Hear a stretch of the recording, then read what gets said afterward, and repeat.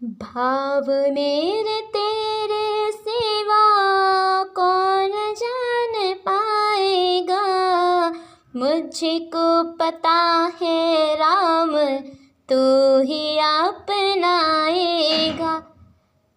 Hello hi good morning my dear sister and brother. I hope आप सब बहुत अच्छे होंगे और हमारे साथ जुड़कर आप और भी अच्छे होंगे। आप सबको जन्माष्टमी की बहुत बहुत बहुत सारी शुभकामनाएं। हैप्पी जन्माष्टमी। चलिए आज हम स्टार्ट करते हैं अपने यूजीसी नेट सेट सीआरएफ के 10 यूनिट। पेपर सेकंड का है जो 10 यूनिट के तीसरी यूनिट को हम कवर करेंगे। हमने पहले ही कहा था कि हर यूनिट को हम पहले सिलेबस बताएंगे, फिर हम बाद में आपको 20-25 साल के पुराने पेपर को सॉल्व करके बताएंगे कि कैसे सॉल्व किया जाता है, कैसे क्वेश्चन आते हैं, कितने टफ आते हैं। भाव मेरे तेरे सिवा कौन जान पाएगा, मुझको पता है राम तू ही अपनाएगा। Hello hi good morning my dear sister and brother.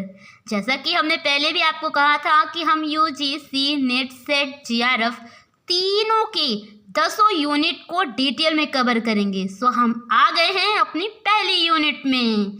तो चलिए स्टार्ट करते हैं हम आज पहली यूनिट, जिसमें से आती है व्यावसायिक वातावरण और अंतरराष्ट्रीय व्यवसाय।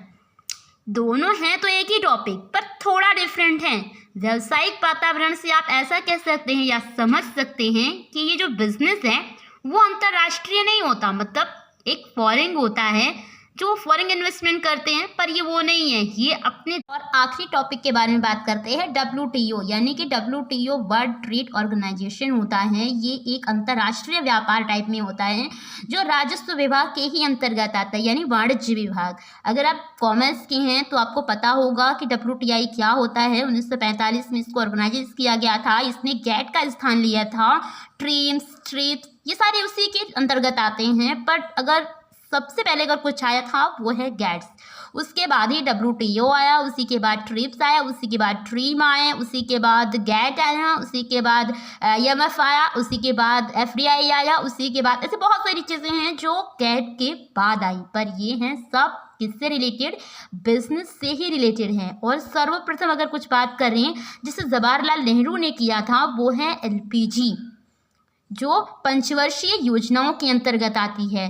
तो नेक्स्ट आता है, ये लास्ट टॉपिक है, इसके अलावा और कुछ नहीं है।